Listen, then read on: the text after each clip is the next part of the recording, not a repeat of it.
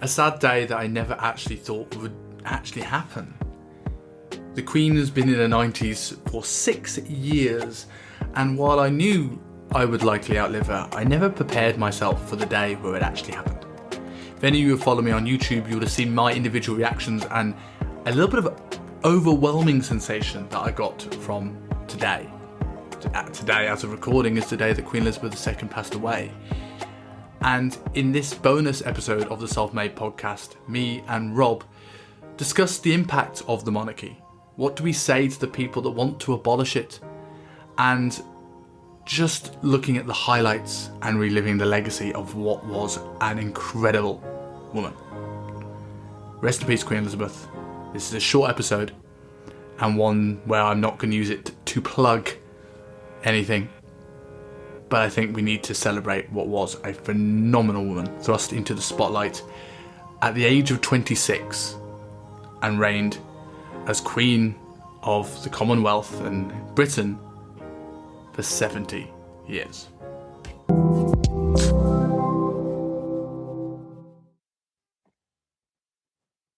So I threw a little bit of an audible at you. For anyone who's listening to this episode, this is a bonus episode that is going out. We have our dating episode planned, which we're going to record straight after this.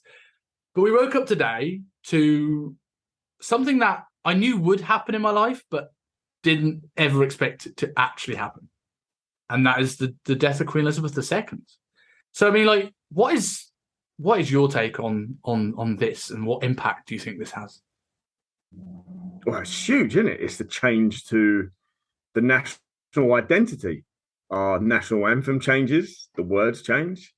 It's now going to be a much more polarizing figure at the helm than the Queen ever was. Way more polarizing. Did you see, not to throw any disrespect into this, because I actually don't agree with this, but did you see David Icke's post today? Oh, God. I was wondering about Icke because I saw fish and chip shop has gone viral where they were celebrating. They had a sign outside saying Lizard Liz is dead. Oh, that's so bad. We're classier than... Then I did think, oh yeah, what's Ike's? You just put loads of pictures of Charles up. What's he said? Charles with Savile. You put loads of pictures of Charles with Jeremy Savile up. I get it, but it's not quite relevant on the day. Not really. The money will change as well. Yeah, so much is going to change. I mean, it's not necessarily going to directly impact a lot of people's lives, of course, which, is part of the argument some people have of how relevant are they anymore. But I wouldn't want to see anything abolished. Certainly not. There's big noise over social media now, especially on Twitter, of Charles should now resign, abdicate the throne, abolish the monarchy. Why? Where's the incentive to do that? Who's he doing that for, apart from you want that because that's your opinion? Why should the whole country change for you? It shouldn't. And that's the issue when we have these big popular, I mean, yeah, I guess you could say celebrity deaths. It is, people make it about them. And you have to remember that, okay, so she's the Queen, but let's look at the other side of the spectrum. She was a wife, mother, grandmother, great-grandmother, etc., an employer, a friend to lots and lots of people. I have a friend of a friend, a guy that I've met a lot of times, a lot of love for the guy, a lot of respect. It's mad. He was in the Sun. He was a wrestler, and he was a butler at Buckingham Palace. Wow. Like, what a combo. A wrestler and he was an amazing guy, really, really funny guy. And I'm just scrolling through Facebook, stuff like that last night, looking at 99% nice things being said. And it just kind of occurred to me, oh yeah, I wonder what David said, if anything. He's not said anything. And I guess he's not going to be in a rush to be posting on social media because he physically knew her. Like, she was a major part of an era in his life. The geezer must be quite upset, quite devastated about it all. It's normally very quick to post on like the jubilees and celebrations and birthdays and things like that. So obviously he had a lot of love for her. You got to remember, like, to a lot of people, she was a much, much closer figure. This does directly impact their lives because there's someone who's not there anymore. I never physically saw the Queen. I used to walk past Buckingham Palace nearly on a daily basis. I've never actually physically seen her in the flesh. She was just a figure that was always there. And like you say, you assume it's always going to be there as well. I'm mad to say this, isn't it?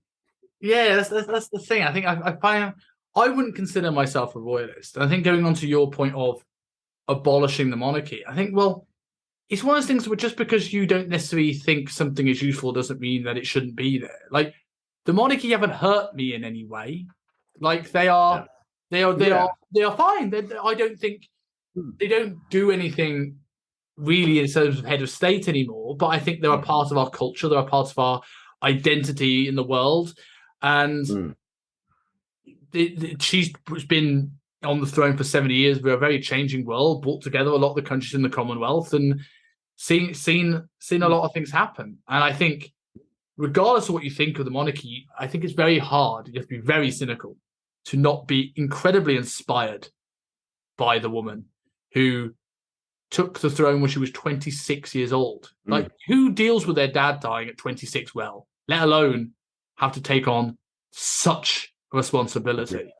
I think if anyone wants to be inspired to jump out the comfort zone and understand they can make it, she is the embodiment of that.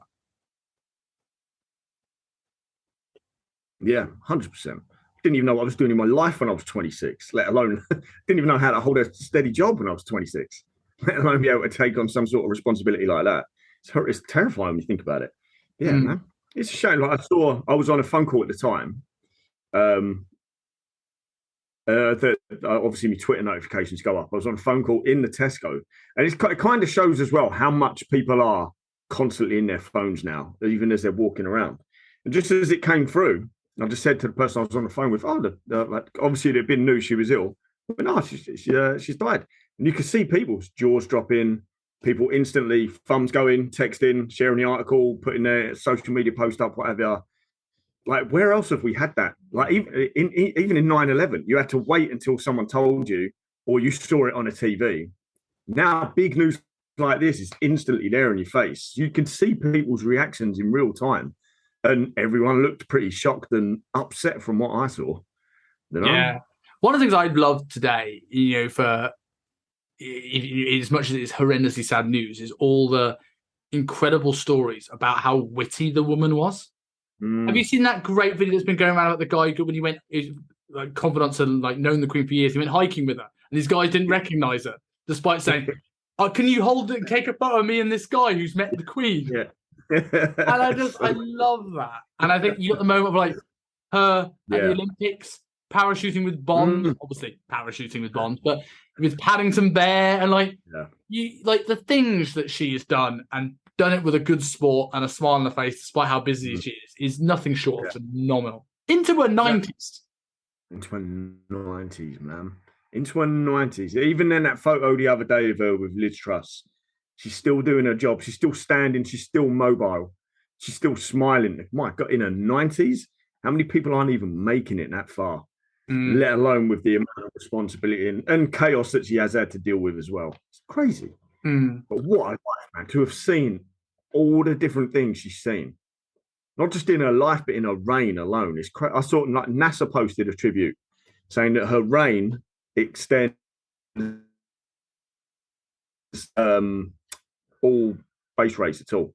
So she would have seen the first person going into space, as well as the first people on the moon, to what the hell's going on now. Crazy stuff that's going on. She would have seen it all. Just something like that on its own. That's documentaries for us. Even going back to the 70s, that's documentaries for us. Yeah. Seen so much stuff. It's crazy. Maybe she knows more about aliens than you. Well, if David Icke is to be believed, she could be in contact with 90% of them. My God. I saw a great post by this guy I follow on Twitter. It's a little bit out there, a little bit too much, maybe this podcast, or even some people that I speak to. He posted a photo of the Queen. She was with a druid promised to talk of the dead, no matter who you're speaking, like no matter what they've done. Bad karma to talk about the dead. It's did by druids. And he shared this photo of the Queen walking along with a druid priest. And for me, I'm like, there's something in that. there's something in that. I'm never going to criticize anyone again because you never know who's protected by what. But that could be another episode. Maybe we'll delve deep into that. But Piers Morgan said that that she's been on the throne 30% of Americans' existence, the United States of America's existence, and I just thought that is incredible. Crazy. Bojo said some nice stuff. Paul Standall said his post summed it up absolutely perfectly. And I hope I'm not misquoting him. I swear it was him that said it. That you feel like it almost felt like it was your nan's sister or something like that. Something along those lines. Like, yeah, it's exactly what it felt like. My great grandmother was very good friends with the Queen Mother. Really? So a lot of my family are royalists. I haven't, but I found it really weird that I felt quite overwhelmed by it today. Like, I didn't think I would be, because it was just, to me, she's a woman that waves a lot. An incredible woman that waves a lot, an inspiring one, but I'm not a royalist. But it was, I think for me, it was this ever presence of she has always been there through my life, my parents' lives. Right? They've only known one monarch. Very few people on this planet know. It's a minority of the world now, because 70 years, right? It's people who are in the twilight years of their life that don't know one monarch. And so it was that thing where, like, she's in her 90s. Of course she knew she was in her 90s, but you don't expect her to actually ever go. You think she's going to outlive you. It's there. And then it happens. And me, I think it's an element of, call this depressing, call this motivating, depends how you look at it. But if this is a moment that I thought would never happen, and it's happened. And it makes me realize, like, we all sort of sometimes procrastinate, don't act on things, don't do things because we have time. And in the same way that the Queen was always going to be there, I'll wake up one day and I'm 80. And that time will pass. And it makes you realize, like, it gave me a thing of, oh, nothing's permanent. And it gave me that little bit of a kick. And it was I think that was what a weird feeling was. But I think, as depressing as that sounds, it's an uplifting one, because I think if there's a legacy that she would want to leave, it's letting people try and do more, because she definitely did everything she could for this country. Hell yeah. Now, that's exactly it. It's this false illusion of time, that we have time, even when you're young. And it's never the case, because you've never got time ahead of you, really. All you've got is right now. Like, no one's future is promised at all. It could be a case of a long debilitating illness. It could be a global pandemic. It could be you're hit by a car in 20 minutes' time because you were looking at your phone. No one's got their time left. So it's a case of, what do you do with your time? What are you doing with your present? Because that becomes your past, and that's also set you up for a better future. But still, no one's promised that future at all. And we could talk about advances in AI and being able to upload yourself to a supercomputer. What happens when the power goes? It's still gone. The flesh vessel's still gone. There's no one's promised tomorrow, 100%. How do you think Charles will do? Do you think he's ready for the task? Good Lord, it's not the most charismatic. Do you know what? I always thought he wasn't the most charismatic guy, but the previous, what was it? Was it Jubilee or was it birthday celebrations? Whichever one it was recently. I was like, it's quite jovial, actually. I'm actually kind of warming to the geezer. Now, everyone's flawed. There's so many, obviously, bodies in the closet to do with the royal family. But at the same time, we're all flawed. Human beings are flawed as a species. We all are. Some do more horrific things than others. But, everyone's got their skeletons, So I don't know. I think, obviously, he was a very, very polarizing figure back in the 90s and the early 2000s for a lot of people. But I think the public's warmed to him a hell of a lot. Who knows how long he's going to be at the helm? He's in his 70s.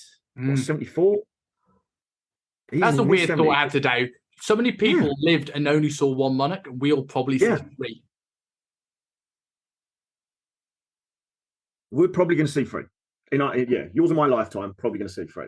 It's crazy. It all depends how long we outlive William as well. It's what he's our age. My age. He's 1 year older than me. So it's a race. It's a battle between me and William. See if I see four monarchs or not. Come on, Will. Take it, bro. Take you. I'm not rating that hairline.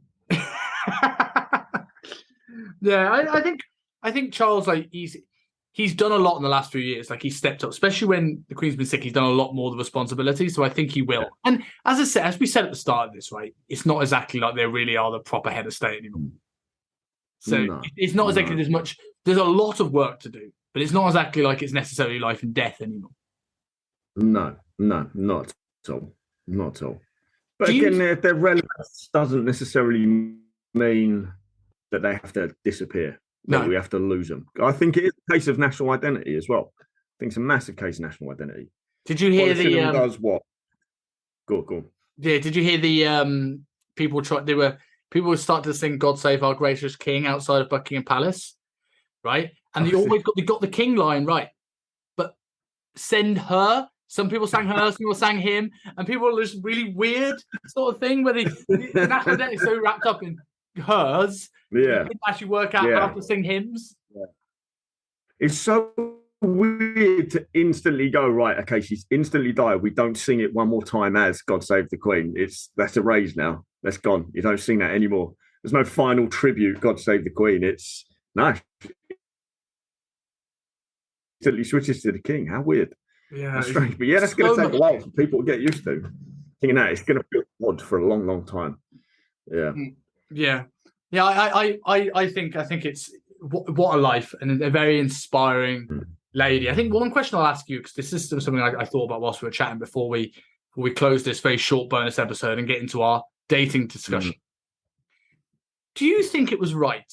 I saw a video today on the news about the royal family speak for the first time since, and they had this montage of these royal family members speaking. Do you think it was right to have Andrew and Meghan Markle in that? Did they speak? Is that what it was, or it's just a montage of footage of? So it's a montage. They were all speaking. Now I don't know whether it was clips. Some of these were clips from the Jubilee of them speaking about how great she is while she was still alive, or post night today.